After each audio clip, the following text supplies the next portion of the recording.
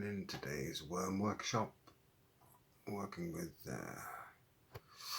attributes from the book Supercharge Spectrum by David Webb, and this is his ScreenOp, however you want to pronounce it. You define a rectangle, imaginary rectangle on the screen. You don't actually see that, with just coordinates to make a box, and then you can alter the attributes paper and ink, bright and flash within the box. Keep them the same, replace them, etc. And this whole series of pokes, the first 4, define the box. It explains to you how the colours are made up in the spectrum. For ink and paper, we've seen quite a few of these before. You can pause over that and see. And then the 3 pokes, which could be a bit of a mind bender at first. Values remain unaltered. Some of values to be turned on, and some of values have attributes to be altered.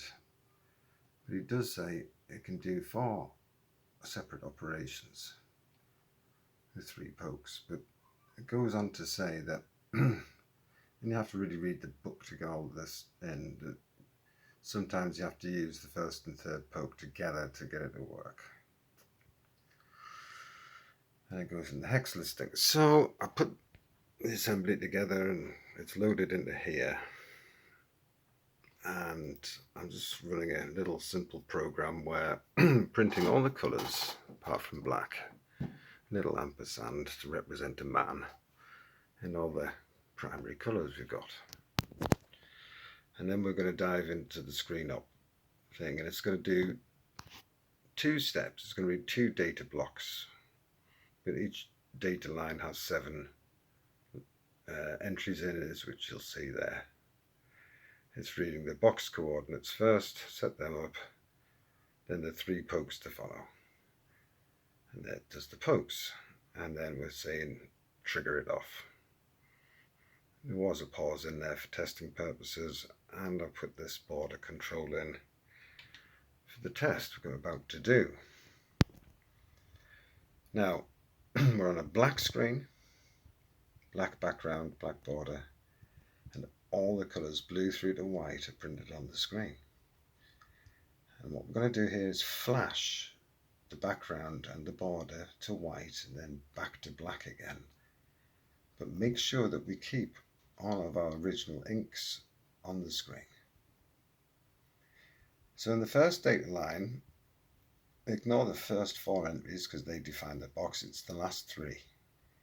So we're looking at 756, 7. So by trial and error, I've found out that 7 is the sum of all the ink,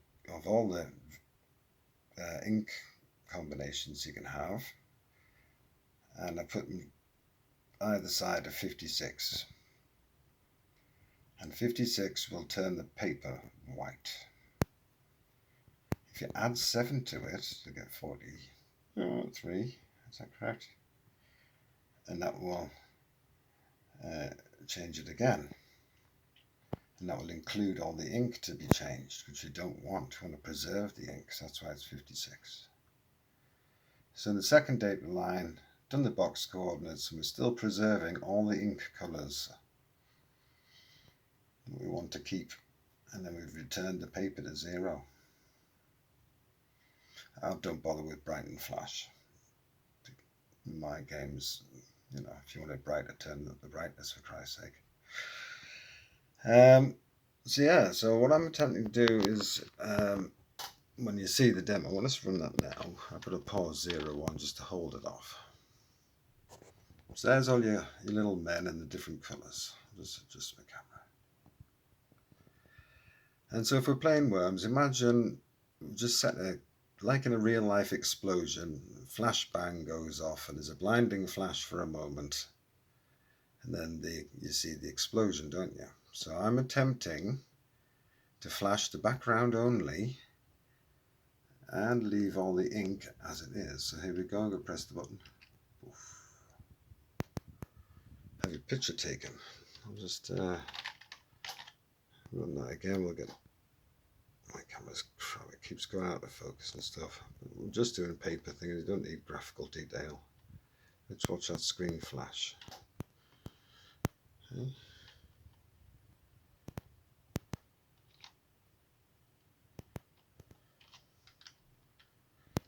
Okay, gives a moment, and what was that last stop statement? Fuck, I didn't read it, did I?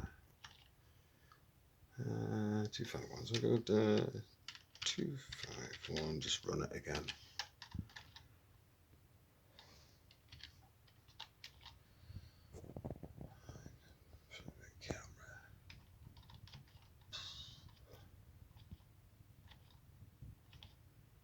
So the bomb goes off,